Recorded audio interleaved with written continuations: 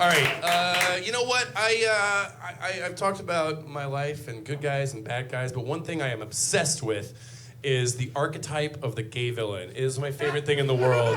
That's why I wear my thin mustache and pointy beard, almost to consciously court the look of a gay villain, because I'm fascinated. This tells you, facial grooming, something must be afoul.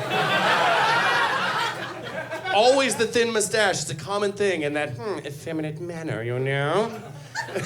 Like any Vincent Price movie, he's there and he's like, welcome to my chamber of secrets. This is my curious associate, Raoul. Our relationship need not be specified.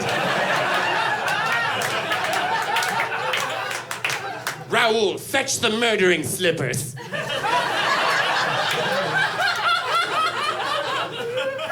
Or then, of course, all the Decepticons and Transformers, all of them, just screaming at each other like they're backstage at a drag show. Megatron, shut up, Starscream! That's the character's name. It couldn't be any more obvious what the message is. Starscream. Why aren't we deceiving the Autobots? Can it, Power Bottom? And Megatron sounds like a Grand Dame drag queen who's putting on her wig backstage. Like, watch and learn or you'll never work at Club Cybertron again. Am I on? Oh, yes. Hello, everyone. I'm a robot in disguise. As a tiny gun. Shut it, bitch. If he knew homophobia was based on gay robots, it might fall apart overnight, like a Transformer toy would. There's endless examples of gay villains. One of my favorite one is from the Jungle Book, Kaa the Python, who's like slithering around and he's like, "Say now, look at this delicious man cub." And I'm like, wait a second, is Mowgli lost in the jungle or did he get lost on the Hollywood squares?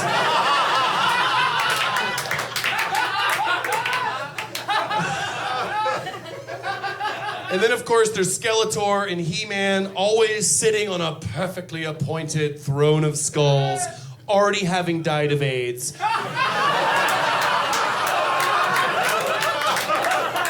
In 1985. As if to say, don't be like me! One of the best ones is the Riddler in Batman, who has like a masquerade ball mask and an entourage of people dressed exactly the same. And he has a big question mark on his torso. What's the biggest question about a man, Batman?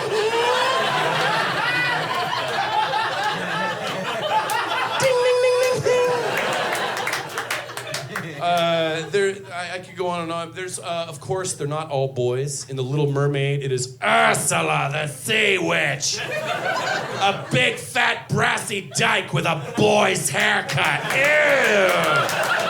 And it's gray. I got big swinging titties and no babies on them. And I got a pussy with tentacles coming out of it.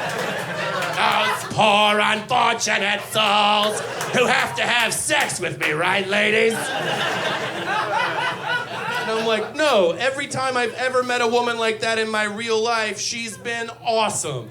That is the kind of woman who goes, you know what, the bar is closed, but I tell you what, lock the doors. One round on me. I got 8 tentacles on my pussy, so I got 8 beer taps. We're all getting fucked up. You better lose your voice when you're partying with Ursula.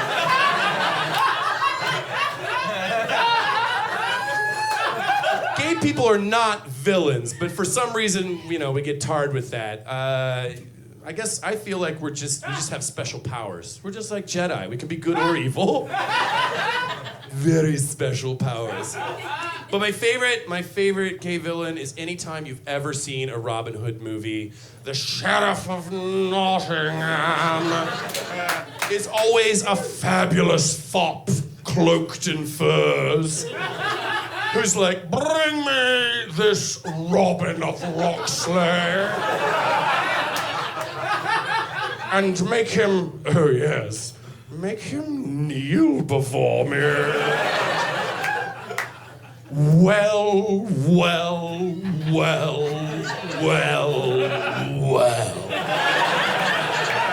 There's always 5 wells. Robin Hood. You were so strong when you were shooting your arrows at the king's deer. But look at you now, here in chains. In my dungeon.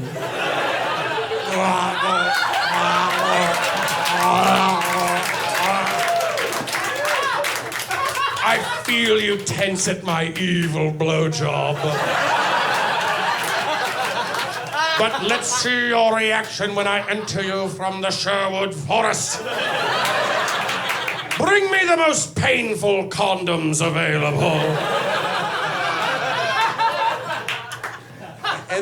And then, of course, the Sheriff of Nottingham irrationally always wants to steal Maid Marian for himself, Robin Hood's girlfriend. I will force her to marry me! That doesn't make sense. He's obviously a gay villain. I promise you, the Sheriff of Nottingham just wants to know what it's like to have a fucking wedding. So we let that happen, and everybody's gonna be fine. Guys, thank you so much for coming out today. Thank you so much.